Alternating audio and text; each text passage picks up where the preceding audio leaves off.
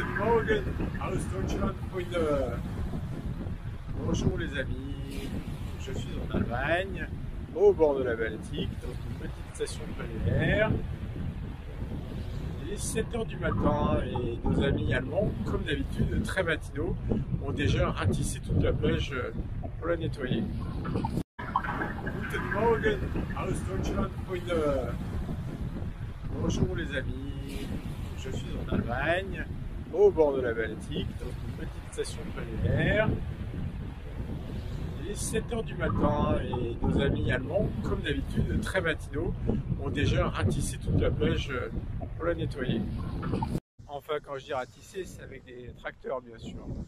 Comme il y a beaucoup de vent ce matin, je prends la route pour voir si je trouve une plage un peu plus abritée pour me baigner. Je quitte l'île de Fenarm sur ce pont. Je file 100 km plus bas. J'arrive à Timmendorfer.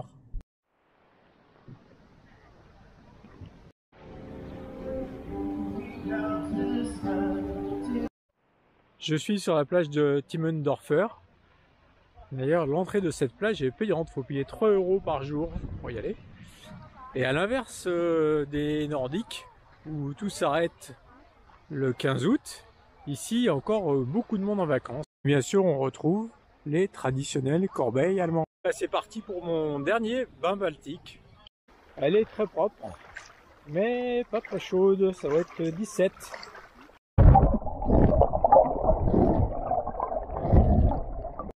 Bon, je rectifie, c'est 17,5. C'est le petit demi-degré en plus qui fait qu'on est bien. Comme dans toute station balnéaire allemande qui se respecte, on a un Seebrück. J'ai abordé la Baltique le 21 juillet à Boltenhagen, vous vous souvenez? Et je la quitte aujourd'hui, le 3 septembre, à Timmendorfer. Ça a été une bonne amie pendant ces quelques semaines.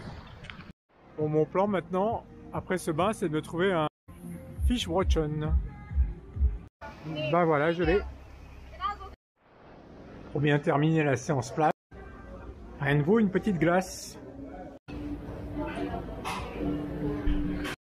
Me voici propre, rafraîchi et restauré, prêt pour une visite de Lübeck. On y va! J'entre dans Lübeck. Je me suis garé au parking de Marienkirche, donc on commence la visite par ça.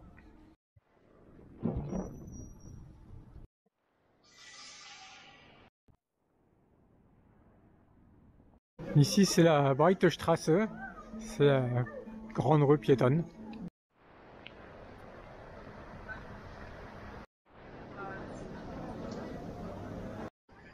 La place de la mairie.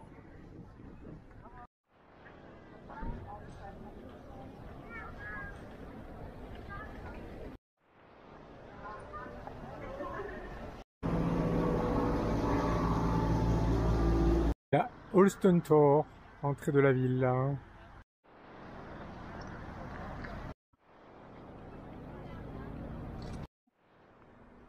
Ici quelques belles maisons de marchands. Et en voici d'autres dans Dappenaustrasse.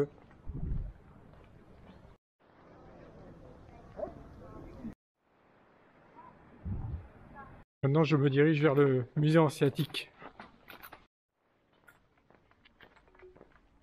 Mais pas m'égare un peu vers le port. Je suis toujours attiré vers les ports. C'est aussi ce qui a fait la richesse de cette ville. Nous voici au musée de la Hans.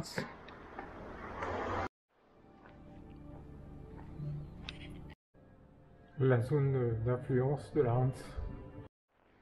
C'est avec des fourrures qu'ils allaient chercher en Russie que les premiers commerçants de la Hans ont commencé à faire fortune et à établir leur influence sur la Baltique. Les membres du conseil de la Hans. La Hans mérite bien qu'on parle un petit peu d'elle. À l'origine, vers 1100, ce sont des commerçants allemands qui ont commencé à aller dans l'île de Gotland, actuellement en Suède. Et à Gotland, ils se sont associés avec les locaux qui allaient chercher des fourrures en Russie. Et donc l'enrichissement de la Ligue, en fait, c'est le commerce des fourrures vers l'Europe. À l'origine, simple ligue ou comme une guilde de commerçants, elle devient petit à petit une ligue de villes. Et ceci à l'occasion de deux blocus majeurs. Le blocus de la ville de Bruges, où Lübeck arrête tout import et tout export vis-à-vis de Bruges, et également une autre fois vis-à-vis de la Norvège. Et à partir de là, la Hanse devient une vraie puissance politique, un espèce d'État décentralisé qui est capable de négocier avec les souverains des plus grands pays. Ces négociations lui servent à obtenir des privilèges commerciaux que d'autres commerçants n'auront pas. Et donc on est dans un phénomène croissant d'enrichissement des participants de la Hanse. Elle a eu une vraie existence légale de 1356 à 1669, date de la dernière assemblée. La Hanse a tissé son influence, bien entendu, tout autour de la mer Baltique, c'est pour ça que je vous en parle, mais également en Russie, jusqu'à Londres, en Italie et dans d'autres régions du monde encore. Les raisons de son déclin ne sont pas très claires, si ce n'est qu'il y a le départ des Anglais qui se désolidarisent, des Russes également, et on parle également d'une baisse du nombre de bandes harengs dans la Baltique.